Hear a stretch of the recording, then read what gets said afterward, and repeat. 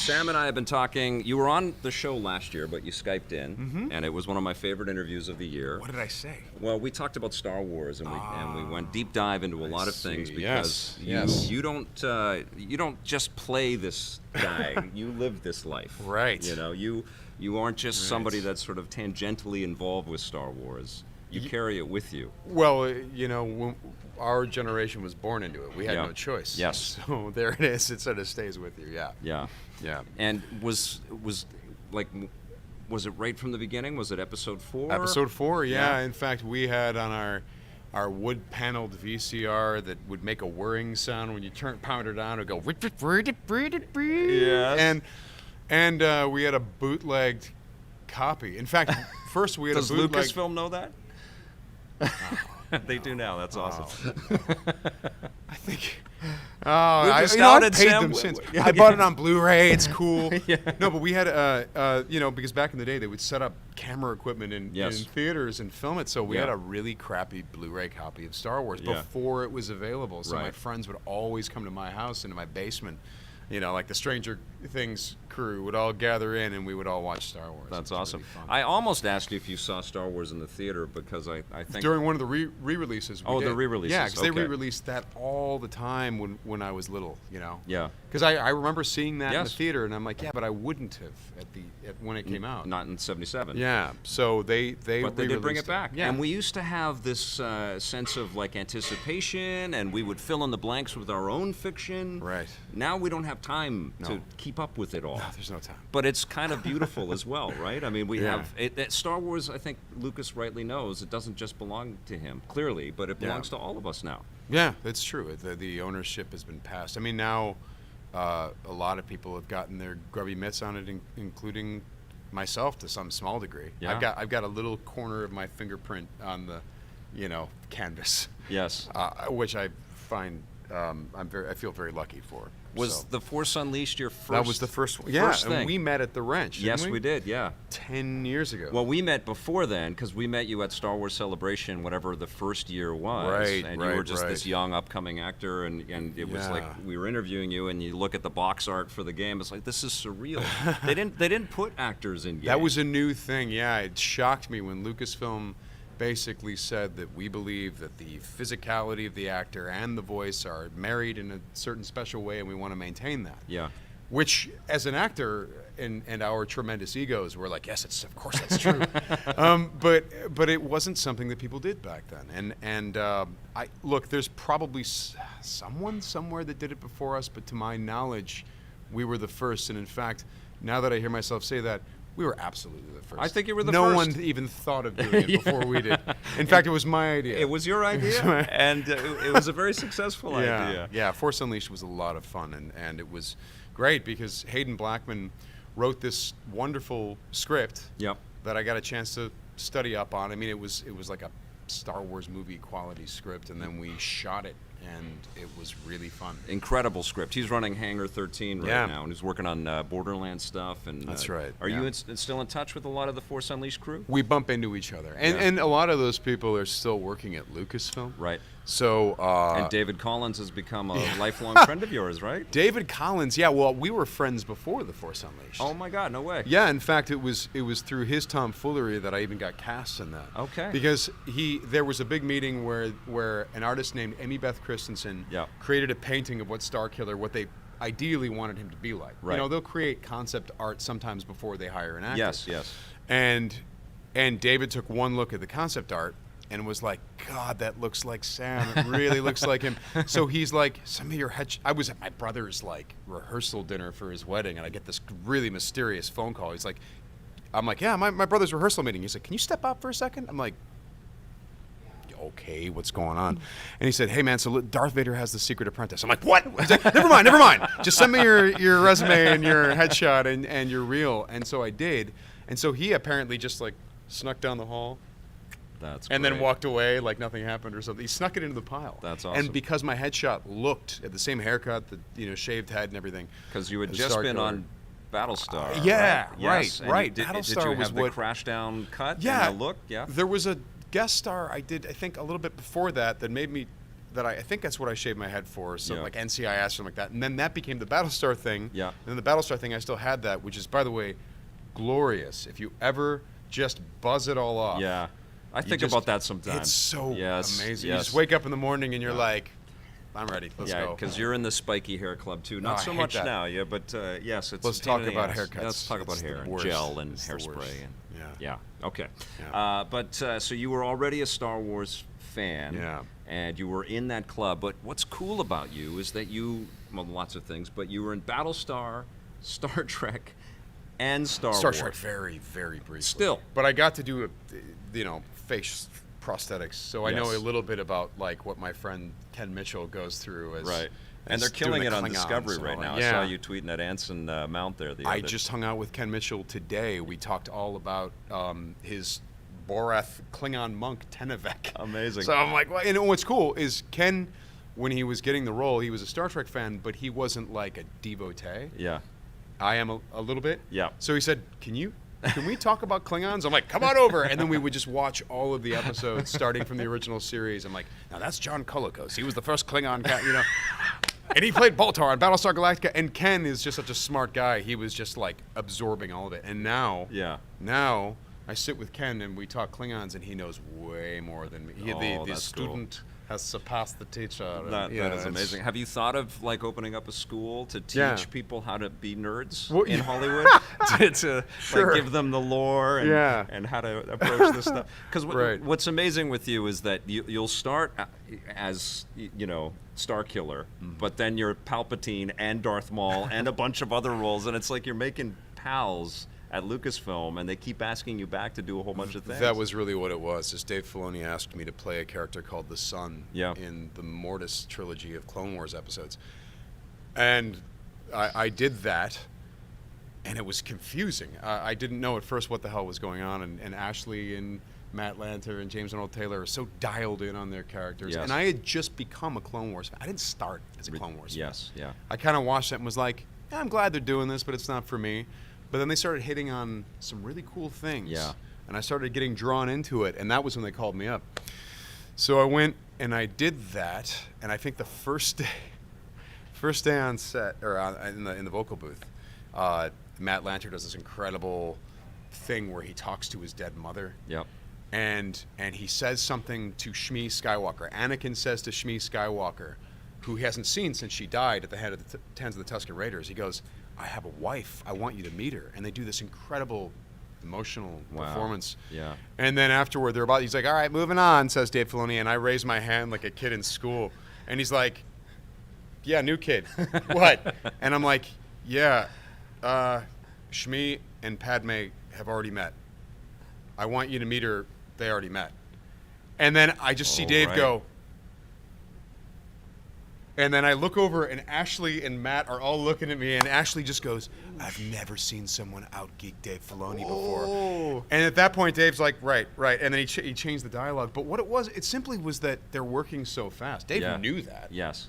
But they're working so fast. I was like, boom, boom, boom, boom. Okay, go. And then it's like, oh, right. No, of course.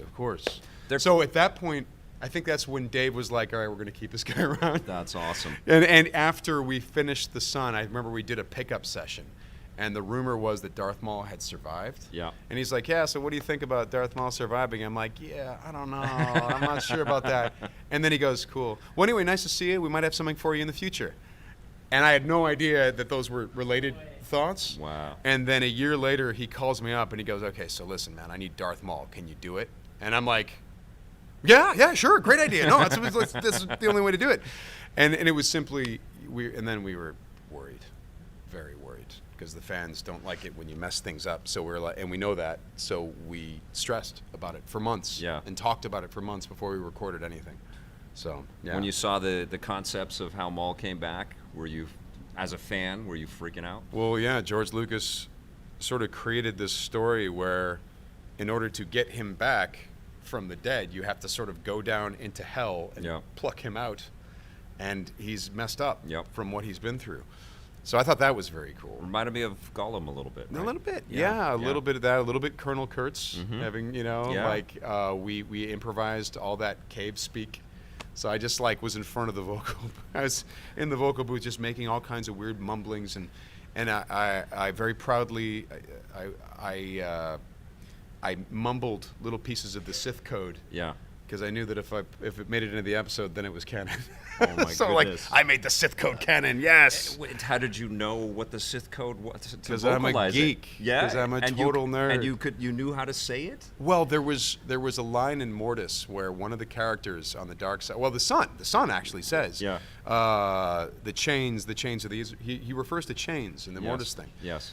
And in the Sith code, there's this whole thing, through victory my chains are broken. If I'm getting that right, I might remember it wrong, but something about my chains are broken. Yes. And so I made sure that I'm like, what would he be doing in this cave if he's mumbling to himself? Well, he would be like having imaginary conversations with his master and going through his training. So I mumbled pieces of that code. Amazing. Dave and I are not convinced there is a Sith code. Right. But then I was like, but let's make it canon. Well, let's just do it. If anybody's going to create that code, it's going to be you two guys. Well, I mean, I can't remember who actually put that out the first time. They deserve credit. But you know what? That's just like everything else. I'll take credit for it. Yeah, of course. That's fine. That's what this show's all about. That's taking credit for everything you don't deserve. Yeah. So Maul comes back, and then you have this task of not just making him a cool character, but a character that's relatable to people. I mean, you and the writers and Filoni and the whole team there. But was that just a thrill for you to kind of, personalize it, to make it something? It was always a thrill, but it was an added thrill when it worked for the fans. Yeah. Because we knew that the Spider Maul thing was going to shock a lot of people. Right. And some very protective fans would go, well, that's not Darth Maul. What are you doing? Yeah. And we said, well, no, you're going to get the Darth Maul that you think you want. Yeah. But you can't get him right away. If it was literally in the Clone Wars and, he gets cut in half in Phantom Menace and then he shows up and he's like, I'm back. That's the lamest piece of storytelling ever. There's got to be a real cost to what happened. Yes. And so we, Dave and George decided that it was an opportunity to explain how Darth Vader exists, behind what goes on inside that helmet, right, and how he holds himself together. So George's opinion is these Sith Lords, they're so hard to kill. Yeah. And it's simply, because they're evil and hate. They're evil, hatred. Their combat skills are unsurpassed. Even Palpatine says in Revenge of the Sith, get help, you're no match for them. They're Sith Lord. That whole thing. And but George really wanted to make the point that the biggest reason the Sith are so hard to kill is because they're so selfish and so self-obsessed. Yes. That they think, well, if I die, then I lose everything. Yeah. I'll lose all my wealth, my power, things that the things that make me, myself. Well, and they live for revenge too, right? They live for revenge, but they live to fill that empty hole inside them with more stuff. They keep accumulating and accumulating relationships, accumulating power. In the case of Palpatine, accumulating a galactic government. And it's never enough. They're never actually happy, but they think, well, but if I just get more, I can, and so it's that drive. Yeah, they are. It's that drive that keeps the Sith alive because they can't conceive of a life after death. Whereas the Jedi are like, ironically, they're like, it doesn't concern us whether we pass on into the Force and we speak from. It's not what we're about. We're selfless. We're trying to make a difference while we're here. And whatever happens to me doesn't really matter. It's about sacrifice. And ironically, through that sacrifice, it's a more fulfilled life, and then you live a life that's worth remembering. Yes. And if you live a life that's worth remembering, that's what the Obi-Wan Kenobi ghost is all about. Right. Inspiring subsequent generations through the acts of your life. Yes. That's what Use the Force, Luke, is all about. I think. Well, you've got a pretty good insider's kind of perspective on this. I can't speak for George, but I do know that he made a very definite decision during the Mortis episodes that the Sith could not project past their own life. You could see echoes of them maybe if you were afraid enough and you're in Korriban or Moraband or whatever they call it. Yeah. There could be weird hallucinations, but that's not really them. Whereas the Jedi that do achieve that is in fact because they exist outside of their mortal coil. Yeah, exactly. That's amazing.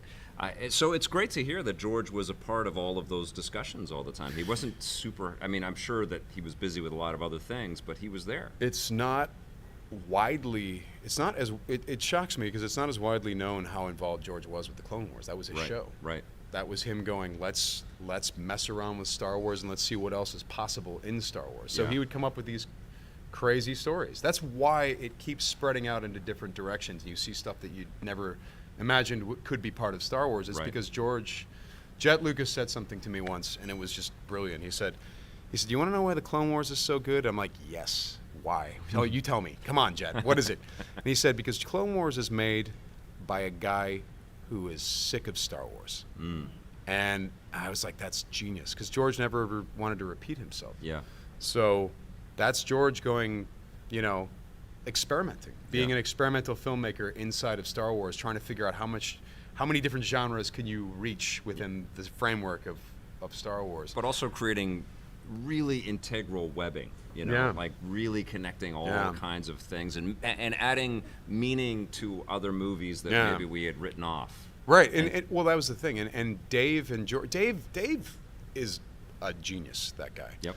And I'm so happy that he is finally getting the recognition and the responsibility for, commensurate with the abilities that he has. Yes. Him working on Mandalorian and directing episodes and all that stuff and being quite in charge with Jon Favreau. That's amazing. But the thing with Dave, and he said something to me, and this was extremely instructive in terms of the way that George Lucas's mind works and the way that Dave's mind works. He goes, I'm going to do my bad Dave Filoni impression. He goes, the thing is about ideas and seeing something new is like there's a lot of people out there that are great at riffing at ideas that already exist, and people go, wow, that's genius. And then someone else comes along and says, yeah, but what if Darth Vader had, a third cousin and he knows, so-and-so, and couldn't you imagine this? And then it goes all the way back to Luke, and you go, whoa, and your mind explodes. And you go, that's a brilliant idea. Or someone says, why wasn't Phantom Menace? What if this happened instead? And they give themselves all this credit for riffing on an idea that's already out there. Right. And he says, what I learned in working for George is he'll throw an idea out at you. And sometimes you go, whoa, that's genius. But a lot of times you go, that doesn't make any sense. I don't see how that's a good idea. Yeah. I don't see what does that do? And then he said, but the truth of the matter is, that's what he's been doing his entire career. He'll throw an idea out, and the reason you can't tell that it's a great idea is because you've never seen it before. Right. So then it's your job to dive in and work as hard as you can to create within the framework of this idea that you don't know how it works because you've never seen it. Yeah. It doesn't refer to a character that you love, or it has a different relationship or something totally different. Well, that's so once you do the work, that's lore building. I Right, mean, that's exactly. what we want as fans. and once you build up that work and you do that, and if you do it right, Yeah. then you have created a new thing that other people will then riff off of. Absolutely. But that's it's interesting because there's a lot of brilliant work out there that is riffing quite brilliantly on existing material. I was thinking of Shaun of the Dead, for example. Yeah. That is an amazing riff. Yes. On the zombie thing. Yes. But yeah, the difference between that kind of thing and what George does is that he's very experimental and he doesn't want to repeat himself, and he comes up with stuff that sometimes you just like, I don't know if that's a good idea. Let's dive into it. Let's find out. And honestly, not all of it works, but that's still part of It's the part of magic. the experimentation. And is, right? There are episodes in Yeah. the Clone Wars about Mugen tea, about poison Snapple, you know, Yeah. but then there are episodes where Yoda goes to the center of the galaxy and speaks with these weird force monk women things, Yeah. and you just go, what is going on? This is amazing. This is incredible. Well, you got to bring Darth Maul back for Rebels, but Right. it was a different vibe a little bit on Right. that show. Well, right? he's like around 55 or around his age. Yeah. He's getting up there in age at that point. Was tonally though, was the show skewed differently than Clone Wars? Well, it Yeah. was because it was sort of a smaller scale in the way that the original trilogy was smaller scale than the prequels. It's Right. a more intimate story. Sure. And the good news, the coolest thing about Rebels was because we got away with Spider-Maul in the Clone Wars and the fans congratulated us for it. Yeah. Then we knew, oh, well, now we have to do something weird. Yeah. Yeah. The fans will be disappointed if he just shows up and it's just Darth Maul. Let's do something really fun. Yeah. So we created this idea of, Simon Kinberg wrote some really great stuff. Dave came up with some really great ideas, and then I just collaborated with them and made sure that the first whole passages of Maul. I just made sure to grip my voice. You know, it gripped my throat. There's more red into his face as the episode continues, and he starts regaining himself because he was languishing on Malachor, and suddenly this kid shows up, and he's like, "Ooh, cool." But it was fun. It was fun to. Were you sad to see that character go without spoiling too much? I think everybody knows, but Yeah, I said goodbye to Maul when Clone Wars was, and slowly release it through the episode, and then in the meantime, as he's canceled. yeah, And then he came back for Rebels, as he's regaining his youth, almost siphoning it off from Ezra. Like he started. I didn't know that was going to happen. So then said goodbye again, and we then killed him off and standing up straighter. The animators caught onto that idea. Joel Aaron brings Rebels, and I said goodbye again. But then the next day, I was performing him in Battlefront 2. right. And then shortly afterward, got a call. I can't remember how advanced. It was a long time in advance of Solo coming out saying, "Hey, Maul's in Solo." I'm like, "What is going on?" What's? I think you were hinting about that last year. You Was couldn't I? tell us anything, but there was some big things going on. That was you were super excited. too long to keep that secret. I hated that. That was not fun. Were you happy with the way Maul was shown off in Solo? Yeah, I loved it because we got to go back and forth between me and Ray Park. Like, at first, I don't know how much. Yeah, I mean, whatever. I'll just tell you what happened. Yeah. At first, I ADR'd a performance that was already there. Yep. Then there was discussion over the elements that needed to change in the shoot. Yeah. And discussions with me and Dave Filoni and the producers and of Solo. Did you do some performance capture for it? No, because it was Ray's job to be the physical. Yeah. So once they said, okay, you know, the ADR the performance, and they had to sort of sign off on it. Then they brought me into the studio again. Yep. And that was they're like, go entirely with your own timing, create the performance. We're going to have Ray lip sync the performance. But then they said, but then Ray is going to also do his own thing because he's got to bring his own element to it. And then you're going to come in and fill in the gaps and ADR his performance. So he's going to be working off you. You're going to be working off him. Oh, wow. Hopefully we're going to get Darth Maul when we put these things together. And Ray and I got on the phone and had whole talks about the character. Ray has been an awesome friend over the years and so supportive of what we've been doing. And he's watched all the animated stuff. So he wasn't surprised with what was going to be going on with the character. But he also wanted to hear my input. It was like, I didn't want to tell Ray Park how to do Darth Maul. but he did ask. He said, what episodes do you think I should focus on? Oh, fantastic. And I'm like, yeah, look at the Rebels. Look at all of them, but look at the Rebel stuff especially because he's a little, this will be just before, or maybe 10 years, I don't know, I can't remember what time frame we came up with, and I know that Lucasfilm likes to keep that ambiguous. Yeah. But so then he studied up on those episodes, and then when I came back to ADR Ray, because he did diverge a little bit from some of the stuff that I laid down when he lip synced, and I was just happy because I saw him doing the stuff that the animators did in the show. Yeah. So I was like, well, there he is. There's the character. That's amazing. So when I finally saw it in the theater, I was so pleased because I felt like that was the character we'd been playing for, 9 years. Did you go to the premiere? Yeah. And what was the response like in the room? They freaked out. I bet they did. The fans all screamed. What was fun though was you see the mechanical leg, and you hear him say yes, and you don't see his face yet. And I heard a few gasps in the audience. Like there were some people who were ahead of they were like, wait a second. And then when he pulls the robe back, the entire audience started screaming, and then right behind me, Ewan McGregor is like punching Ray's knee. No way. Like just oh my just, God. just beating his leg up. Yeah. Ray and his family were right behind us, and that's great. It was cool. I got to be seated with all the Star Wars cast. It was funny because I went there with my friend, and they put us in this section, and my friend made some joke, and he's like, we're in the not VIP section. I see. And I'm like, look, it's just an honor to be here. And then Obi-Wan Kenobi sits behind you. Ewan McGregor and Mark Hamill and Peter Mayhew and Billy D. Williams, and I'm just like, still think it's the not very important section. That's amazing. I couldn't believe I was among that group of people because I was like, of course, man. I don't understand what's happening. Look at how much you've contributed now. I don't know. I mean, honestly, like now Filoni's making the Mandalorian, which I can't wait for. Have you seen stuff on this already? You can't tell us anything. Are you in it?